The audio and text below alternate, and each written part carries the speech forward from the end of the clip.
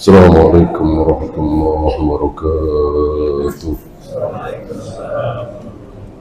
Innal hamdalillah nahmaduhu wa nasta'inuhu wa nastaghfiruh wa na'udzu billahi min shururi anfusina wa min sayyiati a'malina.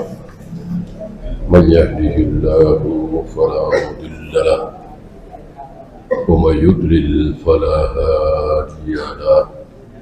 أشهد أن لا إله إلا الله وحده لا شريك له وأشهد أن محمدا عبده ورسوله وبعد. Kita sampai syubhat yang menimpa pada diri seorang tokoh bernama Al-Haddad, salah satu tokoh sufi. Dari sini kita tahu bahwa syubhat tidak mengenal tokoh, tidak mengenal cerdas, tidak mengenal pintar, tidak mengenal ulama bahkan. Bagaimana ulama ahlu sunnah? Ya, ulama ahlu sunnah, tapi terkena syubhat.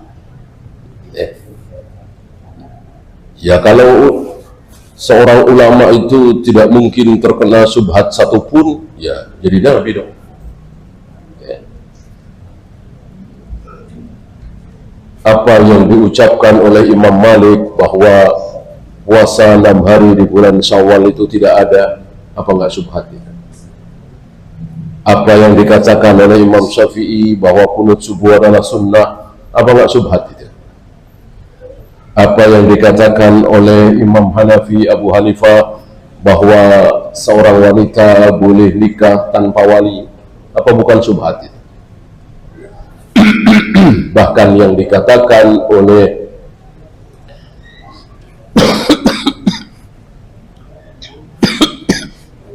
Ibnu Abbas bersama dengan Ali bin Abi Thalib bahwa iddah wanita yang hamil sekaligus ditinggal mati oleh suaminya. Jadi ditinggal mati oleh suaminya, hamil juga. Kalau ditinggal mati oleh suami, iddahnya berapa? Arba'ata asyurin wa asyar, 4 bulan 10 hari. Kalau hamil, iddahnya berapa? Sampai melahirkan bayinya. Nah, ini hamil juga, ditinggal mati suaminya juga. Iddahnya berapa?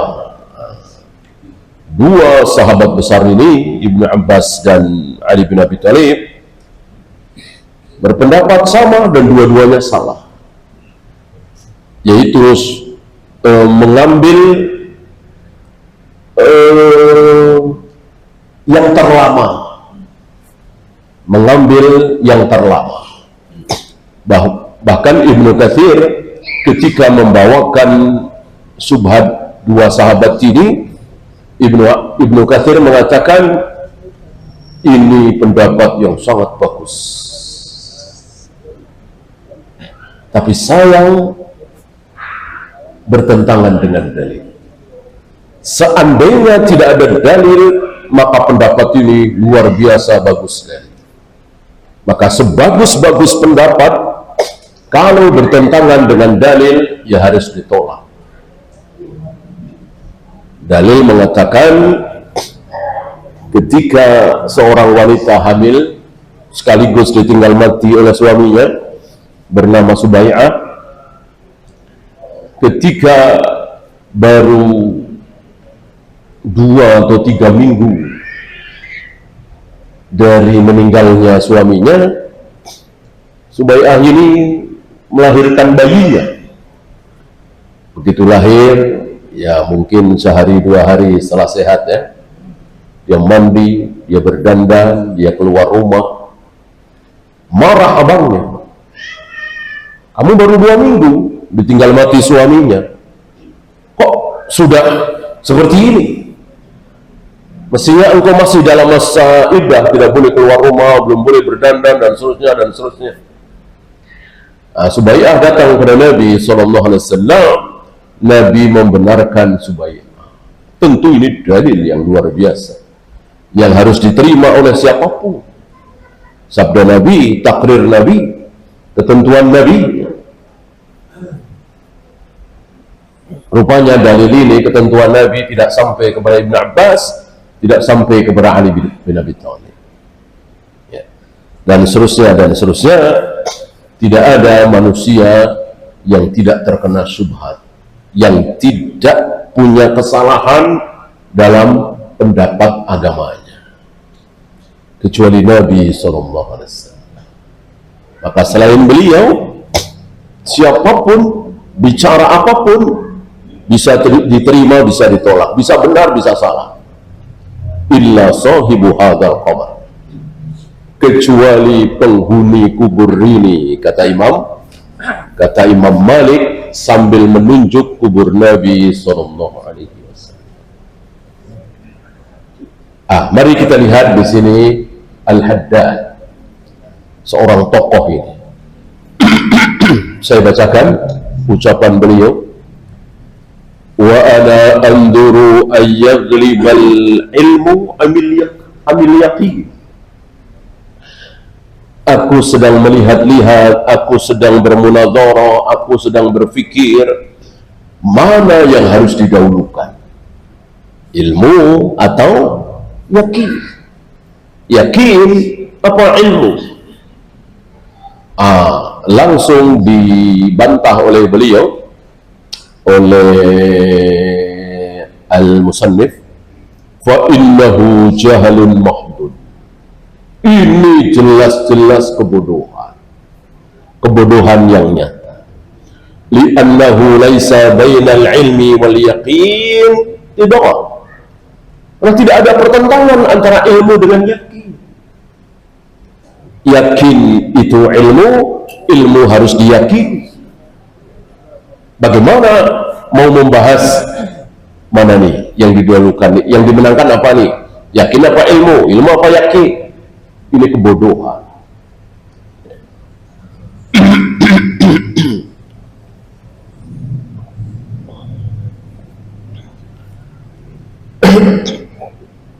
Justru dengan ilmu itulah semakin yakin. Kita sering melihat sehari-hari, ya, kita melihat orang dengan santainya duduk di bangunan yang kita melihat ngeri. Kok nggak takut ambruk gitu. Kenapa? Dia yakin, karena dia berilmu, dia tahu ini kuat, kekuatannya sekian, bisa menyangga sekian. Kita yang tidak tahu ilmunya tentang bangunan, kita ngeri, kita takut. Dia yang tahu, dia yakin, dia tidak takut sedikit. Ini menunjukkan apa? Bahwa ilmu mendatangkan keyakinan. Insya Allah antum ngalamin. Yang lain ragu-ragu, antum terang aja, karena antum tahu ilmu. Ya. Mungkin masalah kesehatan, mungkin masalah jualan, mungkin masalah olahraga, segala macam. Orang yang tahu ilmunya itu biasanya yakin, gitu ya. Ini bodoh. Tokoh terkenal, sepertinya hafal Al-Quran dia, tapi dalam hal ini bodoh, terkena syubhat. Membedakan antara ilmu dengan yakin, karena yakin, sekali lagi, ilmu harus diyakini. Innamal yaqinu a'la maratibil ilmi, bahkan yakin itu martabat ilmu tertinggi. Antum masih ingat berapa tingkat keyakinan? Pernah kita bahas dulu. Ada ilmu yakin, ada lagi ainul yakin, satu lagi hakul yakin. Yakin itu ada 3 tingkatan. Ya. Ilmu yakin, ilmu yang dengan ilmu itu dia menjadi yakin. Ya.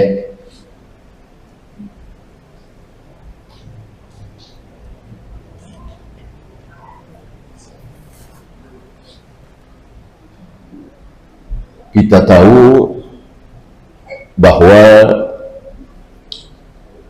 fulan ini anak gubernur misalnya. Semua orang bicara, semua orang mengatakan, media segala macam. Nah, kita yakin, kita tahu kan, puluhan bahkan ratusan orang, puluhan media memberitakan yang sama, bahwa si fulan anak Pak Gubernur.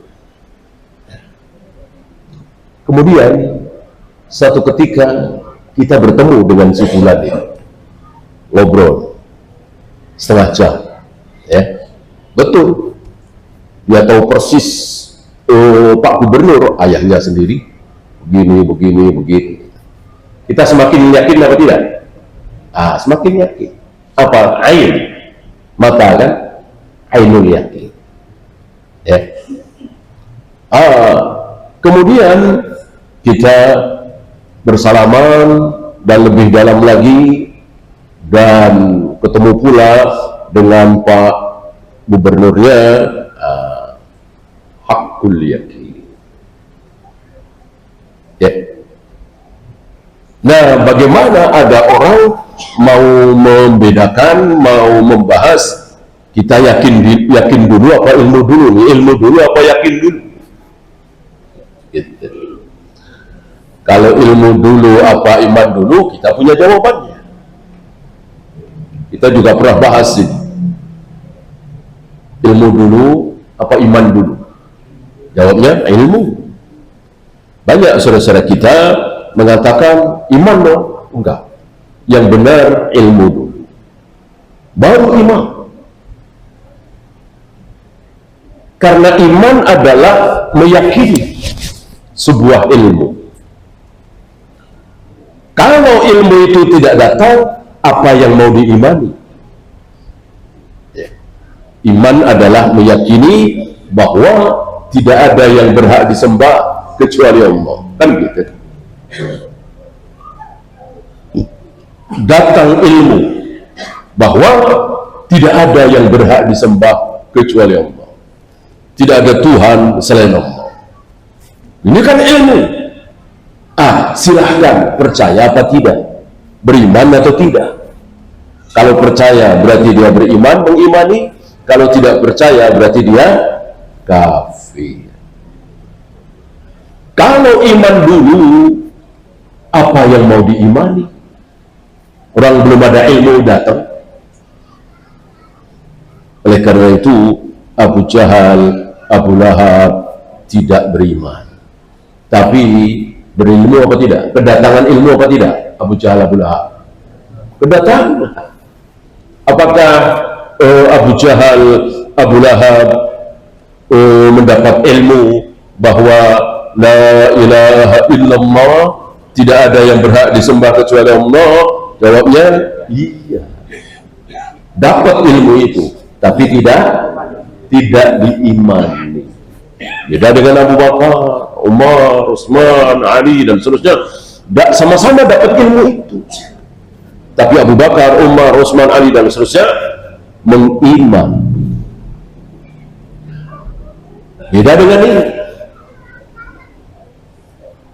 Bagaimana? Ilmu apa yakin yang harus dimenangkan? Gak ada seperti itu. Sama dengan mana yang lebih kita dahulukan, ilmu apa adab? Adab atau ilmu? Sering kita mendengar akhir-akhir ini, belajarlah adab sebelum ilmu. Pertanyaan, apakah adab itu bukan ilmu? Apakah adab itu bukan ilmu? Jawabnya, adab adalah ilmu. Kalau adab bukan ilmu, ilmu itu apa sih? Ilmu adalah apapun yang datang dari Allah dan Rasulnya, wahyu, itulah ilmu. Nah, bolehkah adab tanpa ilmu? Bolehkah ada adab tapi tidak datang dari Allah dan Rasulnya? Kalau boleh, ya berarti kita boleh beradab dengan guru. Setiap kali ketemu dengan guru, kita nunduk setengah menit. Adab kan? Katanya mendahulukan adab dari ilmu. Berarti seolah adab itu bukan ilmu. Kalau adab itu bukan ilmu, berarti kita boleh mengarang dalam hal adab. Asal mau meninggalkan guru, gurunya masih di tempat, kita mau beranjak, mau pergi, maka adabnya adalah jangan mantatin guru, jangan membelakangi guru, ya. Maka kalau meninggalkan guru, guru masih ada di tempat, kita pulang duluan, harus jalan mundur. Kan adab itu. Coba orang yang nggak kenal Al-Quran dan Sunnah, oh bagus kan gitu. Kalau adab itu tidak harus dengan ilmu, ya seperti itu. Kalau ada orang tua, kita jalan lewat, kita nunduk, dan seterusnya. Di hari-hari tertentu, terutama Lebaran, kita cium dengkul kedua orang tua kita, kakek nenek kita. Itu kalau adab bukan ilmu. Karena boleh ngarang, kan bukan ilmu berarti bukan datang dari Allah dan Rasul. Karena ilmu adalah sesuatu yang datang dari Allah dan Rasul. Ya. Maka aneh, ada orang mengatakan dahulukan adab sebelum ilmu. Ya. Yang benar semuanya adalah ilmu. Kemudian kita amalkan, kemudian ilmu itu harus kita yakini. Tidak boleh ada adab yang tidak dicontohkan oleh Rasul dan para sahabat, ya. Kecuali yang masuk akal, ya. Adab anak ketika kedatangan orang tua, ya tentu kita sediakan makanan yang enak. Yang enaknya yang seperti apa? Haruskah nyontoh Rasul dan para sahabat? Ya tentu tidak. Gitu. Ini kan masuk akal. Kalau nunduk, jalan mundur dan seterusnya, ini kan nggak masuk akal.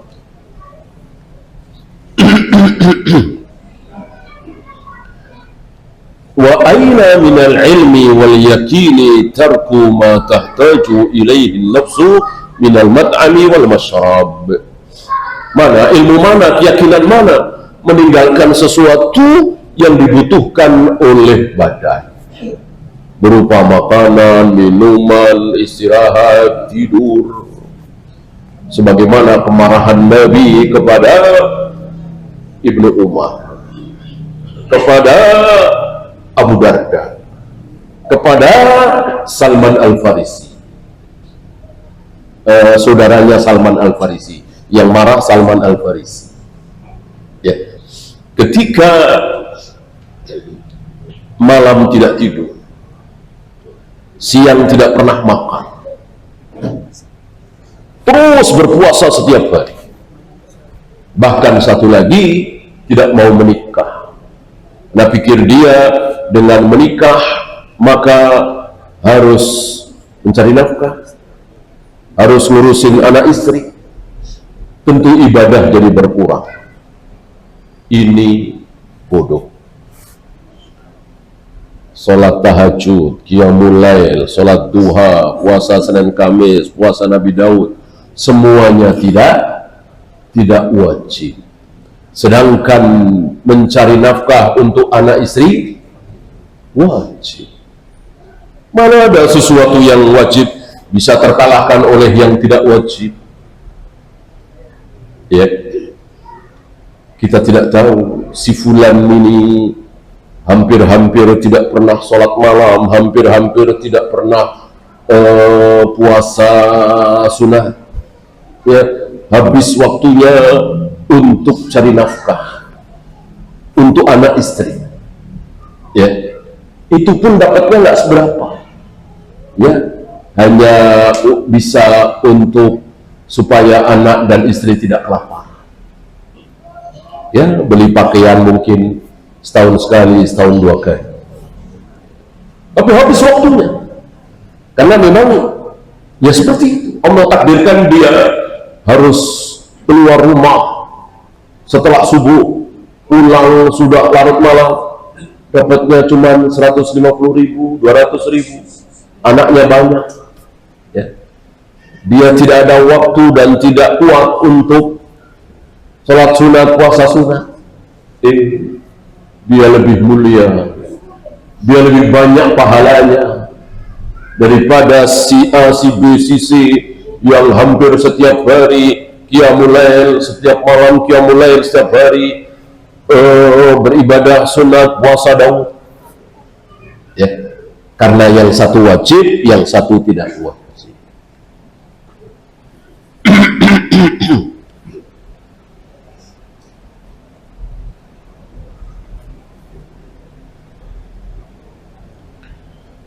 Wa innama asyara bil ilmi ila ma amarahu syar'u wa asyara bil yakini ila quwwatil sabr. Ini sebuah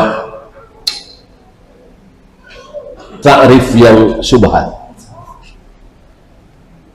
Apa ilmu itu adalah apa yang diperintahkan oleh syarak, sedangkan keyakinan adalah yang mendatangkan kesabaran yang kuat. Dia ingin membedakan antara ilmu dan yakin. Maka sekali lagi dia bingung membahas mana yang harus didahulukan antara ilmu apa yakin. Wa hadza taqlitun qabihun, kata beliau, kata musannif, kata Ibnu Jauzi rahimahullah, ini adalah pembagian yang batil, yang keliru, yang salah. Wa kadzalika qaulul ladzi qala, begitu pula ucapan yang kemarin sudah kita bahas, ya.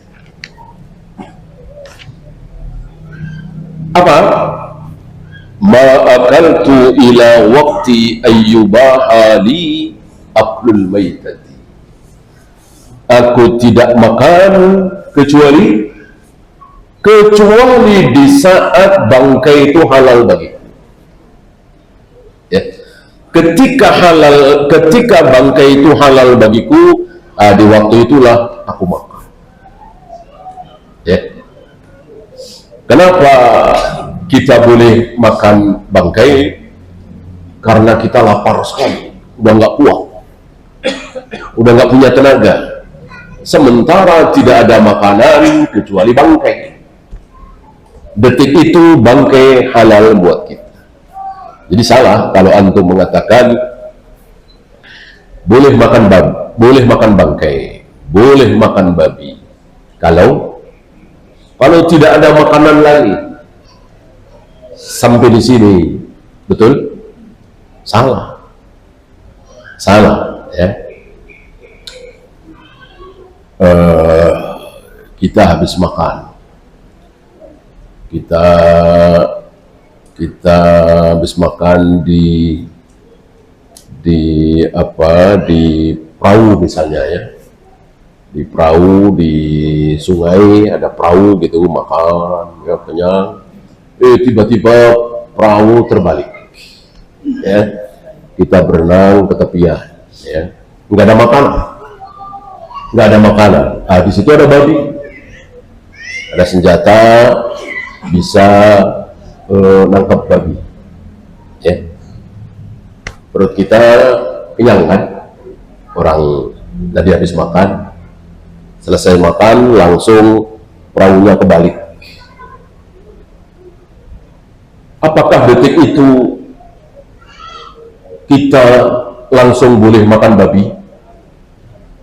Karena di situ memang nggak ada yang lain kecuali babi. Jawabnya belum boleh, kan masih intinya, ya, masih kuat, masih punya tenaga. Tunggu sampai betul-betul udah nggak kuat lagi dan hanya ada babi. Ya. Maka selagi kita kuat, selagi kita masih punya tenaga, kita harus cari apa kijang, apa rusa, apa burung, ya jangan babi. Nyari lagi nggak ketemu lagi, babi lagi, ketemu lagi, babi lagi, ya kan? No, sampai betul-betul lapar sekali, udah habis isak jauh misalnya. Sudah nggak kuat, sudah nggak bertenaga, baru boleh. Ini yang dimaksud oleh orang ini. Jadi aku itu makan saat bangkai itu halal bagiku. Artinya sudah betul-betul nggak punya tenaga, sudah betul-betul lemah, sudah betul-betul lapar, baru makan. Makanya tentu bukan bangkai, ya, makan makanan halal. Karena memang bodoh ini, betul-betul bodoh. Jadi yang ada cuma semangat itu tentu luar biasa. Gulu, semangat yang luar biasa tanpa ilmu, jadinya gulu. Ya.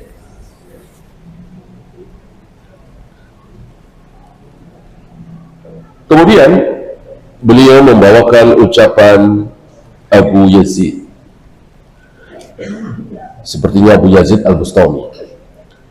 Al-qutu indana ita'atullah. Bagi kami, makanan yang sebenarnya adalah makanan qut. Kita makankan beras, jagung, daging, sayur, buah, ya kan? Supaya kita bertenaga.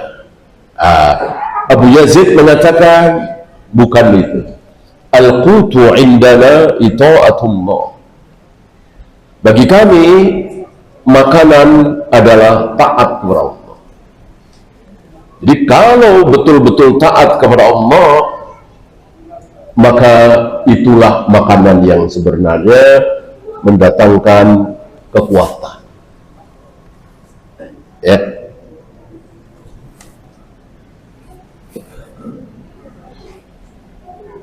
Vario B4205. Vario B4205. Mohon dipindahkan, bikin macet.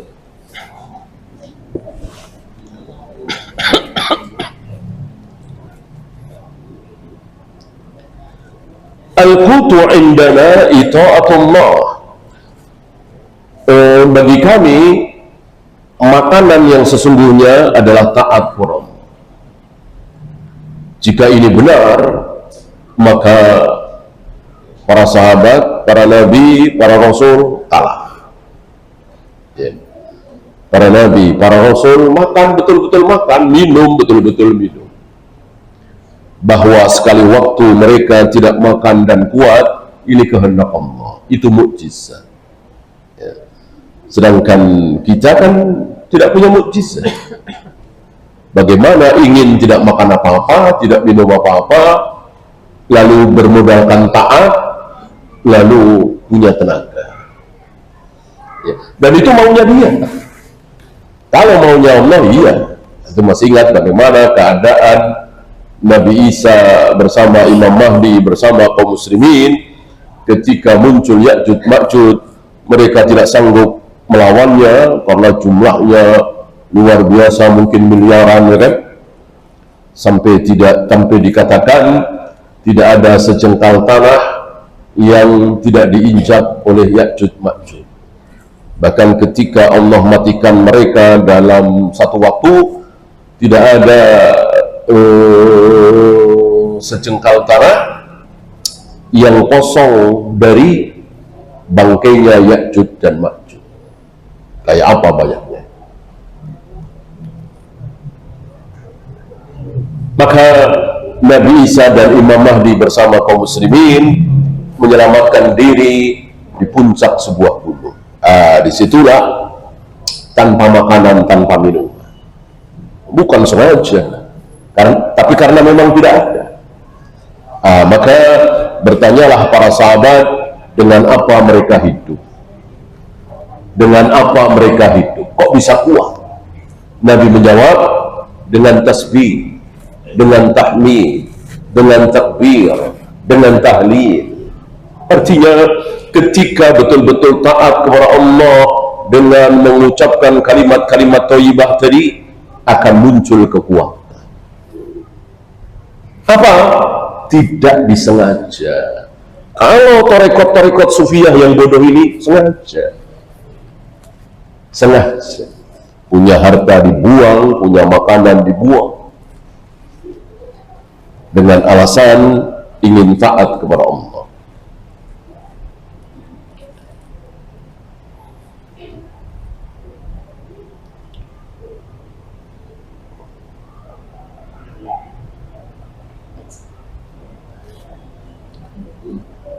فَإِنَّ الْبَدَنَ قَدْ بُنِيَ عَلَى حَاجَةِ إِلَى الطَّعَامِ.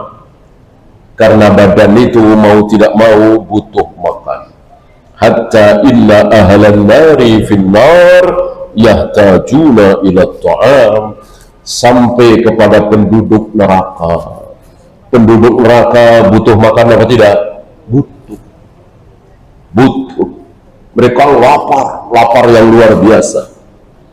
Dan mereka minta makan, dan akhirnya diberi makan.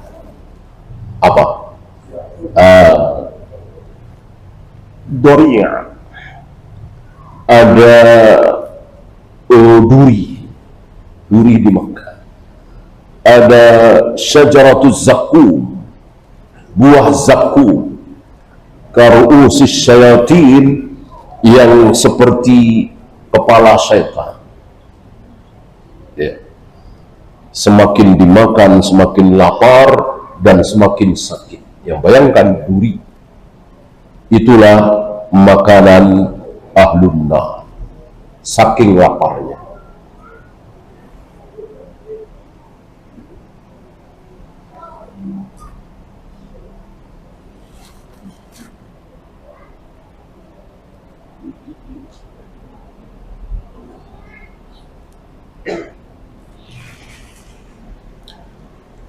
Fa'ammal alimul mutamakkin, orang yang betul-betul berilmu, fa'innahu la yahuluhu qawlu mu'azzam. Dia tidak akan silau, dia tidak akan tertipu, dia tidak akan terpengaruh sebesar apapun seseorang itu. Mau ulama, mau kiai, mau Imam Syafi'i, mau Imam Bukhari, kalau salah ya ditolak. Itulah orang yang berilmu. Beda dengan orang bodoh. Orang bodoh akan mengatakan, ini kan ucapan Imam Syafi'i, masuk salah. Ini kan ucapan Imam Malik, masuk salah. Ini kan ucapan Abu Bakar dan Umar, masuk salah. Ini orang bodoh.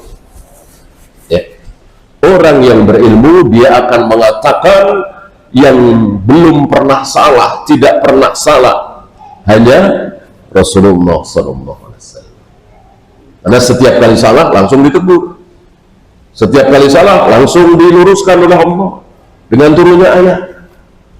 Ketika beliau wafat, tidak ada satupun manusia yang ditegur langsung oleh Allah kesalahan subhatnya. Adakah ulama yang bercerita, dulu aku berpendapat bahwa turun sujud itu dengkul dulu, misalnya. Tiba-tiba aku bermimpi. Dalam mimpinya Allah memberikan hidayah kepadaku bahwa turun sujud itu bukan dengkul dulu, tapi tangan dulu. Ada nggak kira-kira ulama yang bicara seperti ini? Nggak ada. Nggak ada. Berarti dia ditegur oleh Allah, berarti dia seperti Rasulullah, dapat wahyu, mimpikan dari Allah. Adakah seperti itu? Enggak. Itu agamanya siapa? Antum tahu? Agamanya orang-orang tarekat sufiyah seperti itu. Malas belajar, tidak mau membaca riwayat hadis, tidak mau baca Bukhari, Muslim, Abu Daud, Nasai, Tirmidzi. Pengennya ibadah terus nggak mau belajar. Sementara dia ingin tahu mana yang hak, mana yang batil. Akhirnya dengan cara-cara seperti itu, lewat mimpi, lewat firasat, lewat ilham. Tidak ada ulama ahlu sunnah seperti itu. Ya. Kalau toh rujuk itu karena belajar. Setelah aku baca hujahnya Imam Syafi'i, setelah aku baca hujahnya Imam Malik, maka aku rujuk. Aku kembali berpendapat bahwa seorang tua itu ketika memberikan hibah kepada anak-anaknya harus adil, misalnya. Nggak ada lewat mimpi. Ya.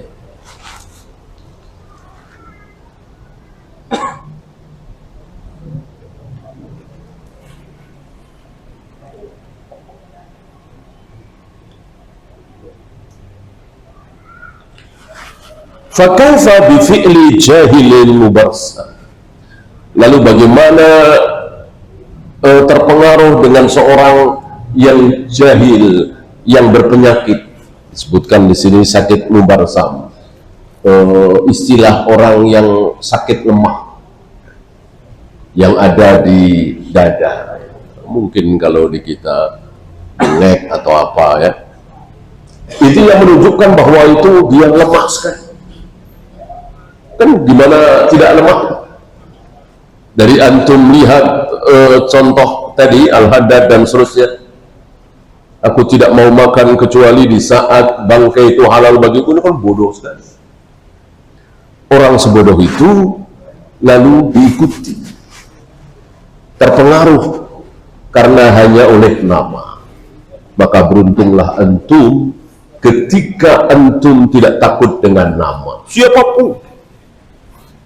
Karena belajar tentunya, mau nama itu Albani, mau nama itu Bin Bas, mau nama itu Utsaimin, mau nama itu Bukhari, Muslim, ketika antum tahu dalil, ketika antum tahu ayat, tahu hadis, ya. Inilah para ulama, ulama ahlus sunnah, ulama salaf. Beda dengan firqah-firqah. Firqah-firqah itu betul-betul takut kalau mau berbeda dengan gurunya. Takut. Apalagi tarekat-tarekat sufiyah itu. Beda dengan gurunya, siap-siap bikin firqah baru. Dan itu terjadi. Tarekat-tarekat sufiyah dulu kan ya udah sufi gitu saja. Muncul ada Yazidiyah, ada Syahrawardiyah, ada Qadiriyah. Kenapa muncul? Karena berbeda dengan gurunya, ya namanya manusia, sama-sama tidak pakai dalil. Berbeda, berselisih, itu kemungkinan besar. Maka siap-siap bikin firqah baru. Maka muncul kaidah yang keluar dari mulut ulama ahlus sunnah, kullu firqatin tatafarraq. Setiap firqah pasti akan apa? Akan berfirqah-firqah lagi. Setiap aliran sesat akan muncul aliran sesat baru.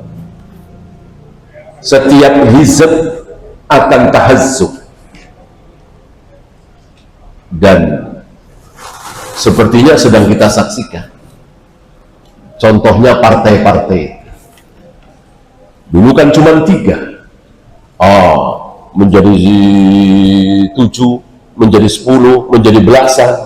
Padahal dia juga. Ya, ini tidak syak lagi. Kullu firqatin tatafarraq.